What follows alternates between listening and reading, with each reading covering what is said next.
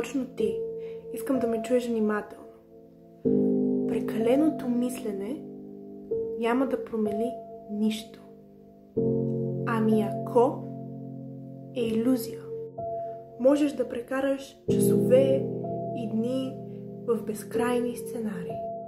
Това може да стане или онова може да стане, но истината е, че единственото, което притежаваме в момента, е настоящият миг.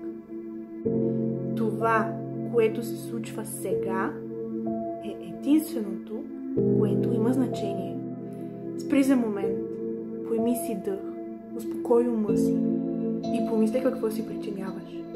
Приеми ситуацията такава, каквато е. Когато я разнищваш до безкрайност, единствен, когото нараняваш, си ти. Ако изгубиш себе си, губиш всичко. Ако изгубиш разума си, губиш всичко.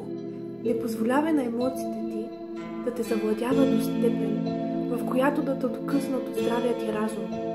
В този момент си задай въпроса: мисля ли под влиянието на емоциите или това е реалността? Страхът за бъдещето като сянка не е истина, но е там.